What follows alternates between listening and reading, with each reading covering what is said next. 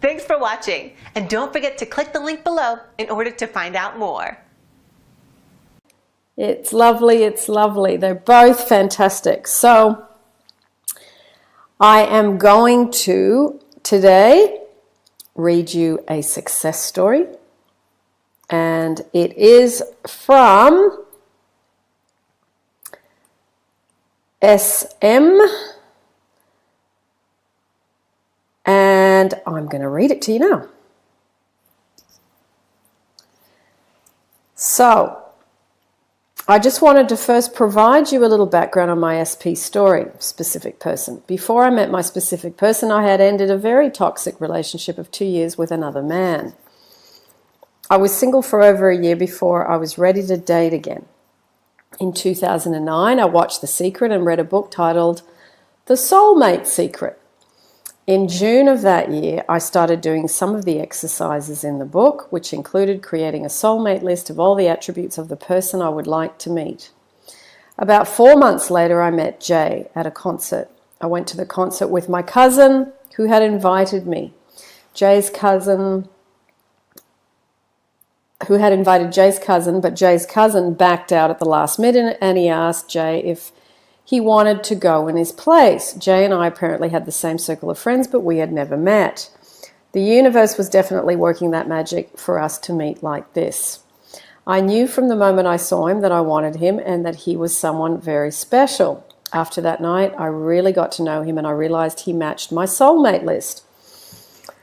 All except for one attribute. He didn't have dimples. I felt as if he had been sent to me in response to my list. We started off as friends with benefits, but it evolved into something more over the next year. I was practically at his house almost every night, and we talked every day. So in the summer of 2010, he decided he wanted to take another route. So he moved 13 hours away, and he got married to someone else. When he first moved, he tried to keep the lines of communication open with me and kept telling me how much he missed me and wanted me in his life. I refused to be the other woman, so I eventually stopped taking his calls. It killed me to do that because I loved him very much. We stopped talking for the most part, as I was hurt by his decision and I wanted to move on. Other than a few emails here and there over the last 8 years, nothing major between us happened. I focused on school and earning my master's degree and on my career. In July 2017, I told the universe that I was finally ready to be with my soulmate. Then, in August, I accepted a new job and moved to a new city. I found Jay's phone number on a piece of paper after I had unpacked some things. It literally fell out of a journal that I had kept from that time. I decided to reach out to him in a simple text saying, "Hey." I didn't expect him to even have the same phone number, much less respond. However, he responded within minutes. As the universe would have it, I haven't been with anyone since him 8 years prior, and that was unintentional, even though I always felt that he was the one and I always knew that he would return. I would learn that he was in the process of a divorce. The timing of the initial contact is still incredible to me.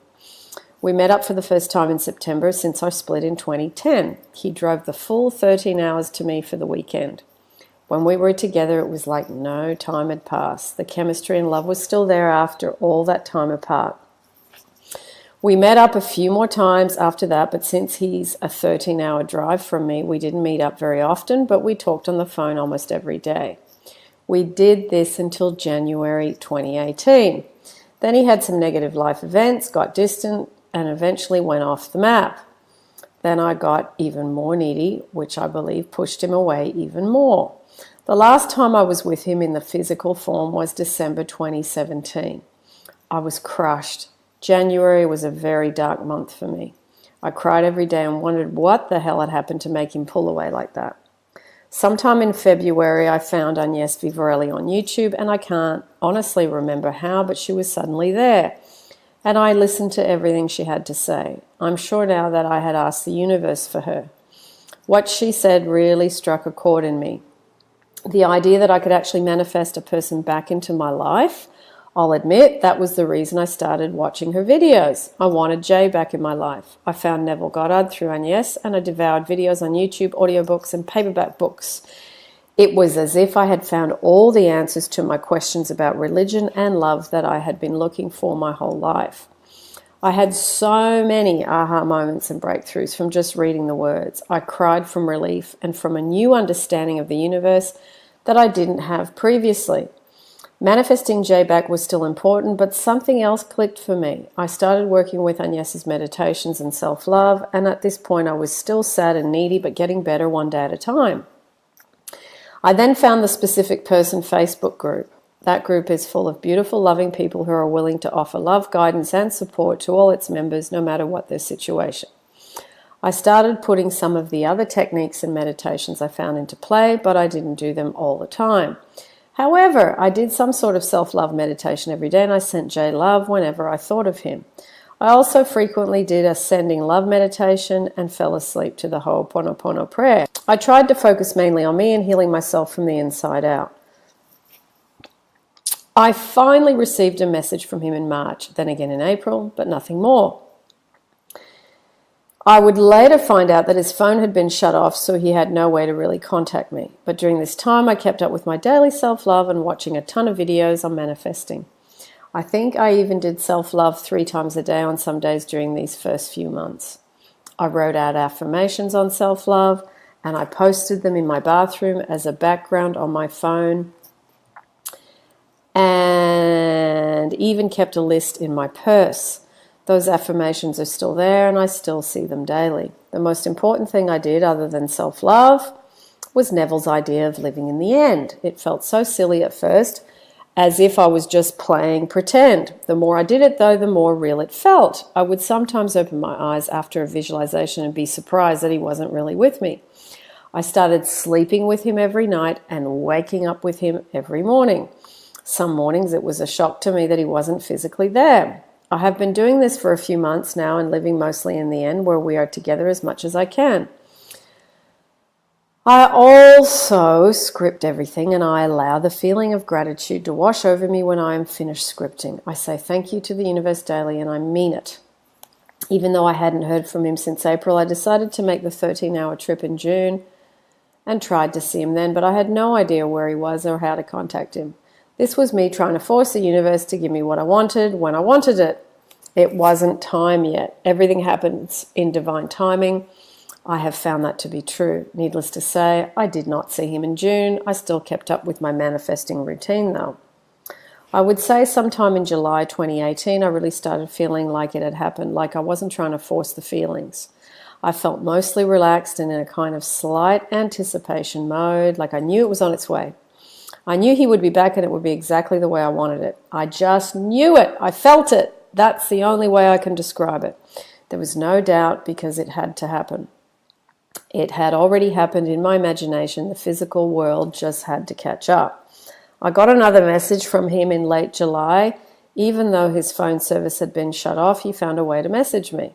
He had been having a hard time being able to message me daily because of a broken phone and major life and health issues that are out of his control. He shared all of this with me as well as an apology for not being around. Then I heard from him again the first week in August. Also into manifesting had put a bug in my ear just the day before I heard from him that I needed to go and see him. Somehow my conversation with him led me to make plans to drive down to him just a couple of days later. This is inspired action. I know this was inspired action. I saw triple numbers reminding me on my way down there, and I just felt at peace and knew I would see him and touch him again. I was as cool as a cucumber, as my friend puts it. Now, keeping in mind he had some life issues that kept him from being able to see me or talk to me like he could before. So to be able to see him in person like this was truly the work of the universe.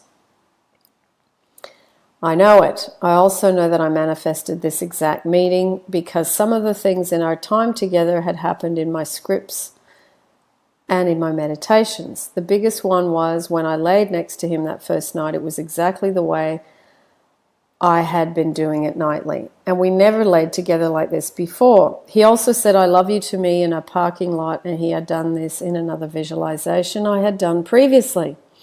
Some other things were similar, but not exactly how I imagined to be. That's okay, I love surprises. Jay was such a gentleman, carrying all my bags. You know us ladies need options, and getting the door for me, making sure that he held the umbrella over me when it was raining, cuddling me, just doing all the things that I had always wanted him to do that he just didn't do before. He seemed much more interested in the affection part than the sex part, although he was interested in the sex part too. He's not really big on physical affection, as he was always more acts of service type of guy. So I know I manifested that change in him. He's never just laid his head on my lap or held my hand. He never told me he loved me in person until that weekend. He said it on the phone or text, but not in person. The last day I was with him, he told me he loved me in person. We have plans to meet again, as I told him I'd like to come down in October. My car has a broken piece that I have duct taped on, so he told me to find the part and he would put it on for me. There's that act of service guy in play. I know that our journey isn't over, and I will continue practicing my self-love, scripting, gratitude, and living in the end. I know that I can't just stop because I'm manifesting this one meeting with him. This meeting is just the beginning. This was almost impossible situation that happened, but it happened and I am over the moon. I am so thankful for finding Agnes and Neville, but I am even more thankful for finding myself through them. Yes, I know that no matter what happens, I have me, and that is the most important relationship I will ever have. Oh, okay. Lovely, lovely. So. Story of J and S. Thank you, S, for your fabulous story. I love when people, just really learn and then become just more of who they are, and more connected and more relaxed, at peace, and just feeling better. That's cool, really. So thank you very much, S, for sending in your story. I will put your email down below, as you said I could, so that people can contact you. And such a fabulous story. Now, another viewer, Love Always, has sent me some links to someone's channel. Bruce Lipton is his name, so I'm going to put the link down below for those of you that want to check out a little bit more of something else from someone.